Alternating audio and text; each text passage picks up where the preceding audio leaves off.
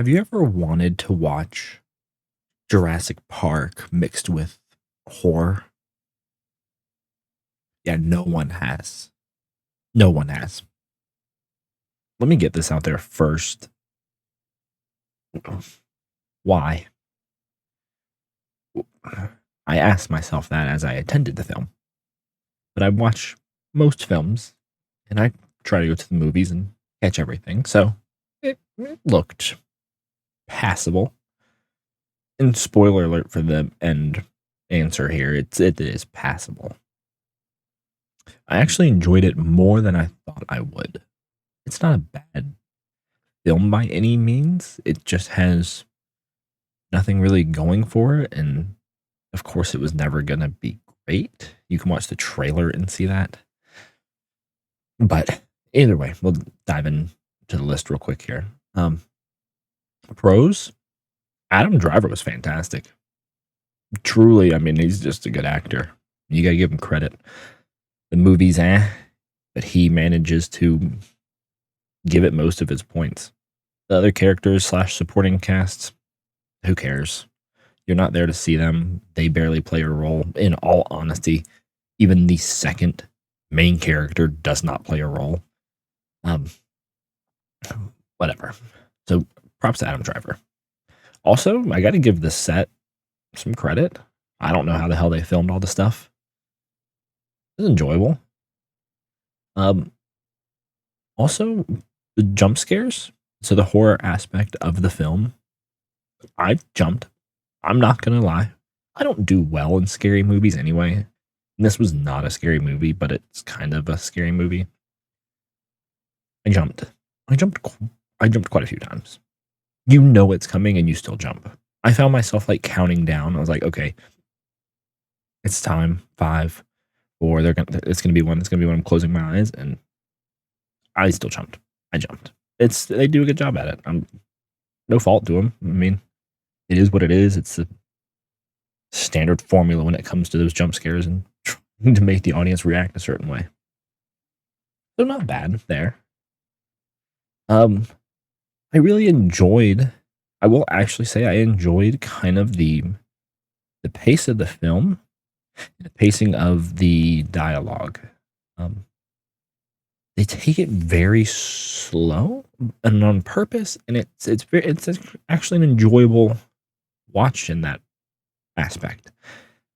They're not afraid to have silence between them, albeit maybe they should be quiet, and then maybe they kind of talk in the film about being quiet.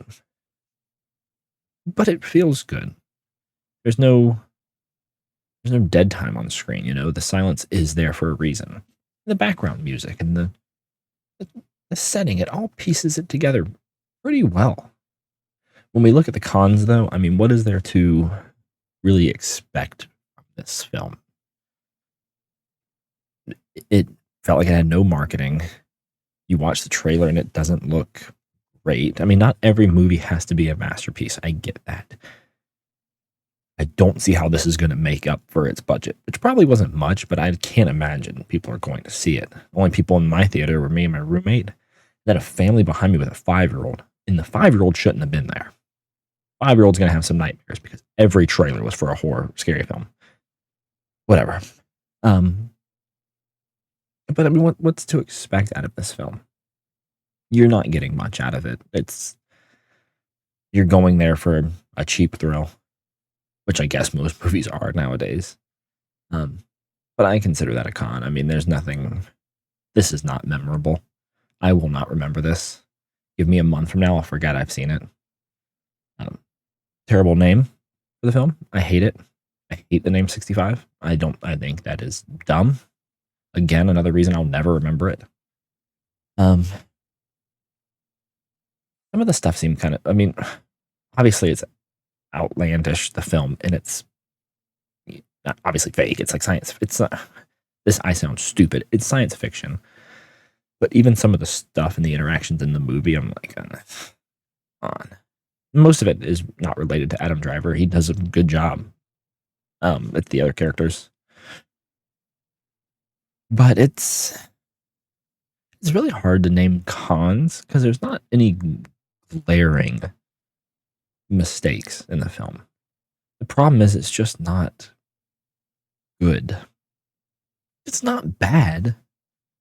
I would never recommend it. I would never tell someone to go see it. It's not good. It's not bad. It's just right there in the middle. If you know what, this is a movie that if it came on TNT and you're just sitting on your couch on your phone, you might just have it up. You're not missing anything. It is what it is. I say all that to say it's passable. I don't think I give too many movies the passable rating, and it gets away with a lot. It's not a bad film. There's just nothing great about it. Besides Adam Driver, he did a good job. And I mean, I'm a little biased. I like him, but he did a good job. So passable to me as a self-proclaimed movie critic, I'll probably give this like a 5.5 or 6. I left the theater, and I think the first thing I said was, that was better than I expected. Because I expected like a 4. No, I think 5.5 or 6 is fine. I think it definitely doesn't deserve more than a 6, but giving it less than a 5 is kind of rude. It's not that bad. I think when I saw Morbius, one of my lowest of last year, I gave it like a 4. Thor: Love and Thunder was like a 3. So, and needless to say, don't go out of your way to watch it. It's just it's background noise is what the movie really is. I will be interested to see if they cover their budget though. That will be quite interesting. I'm not sure if they can do that, but I don't know how much they spent. But opening weekend, and there were 5 people in the theater. So we'll see what's next. I don't know what else is in theaters. I'm not going to see Shazam. I'm not forcing myself to sit through that. So we'll see what's next.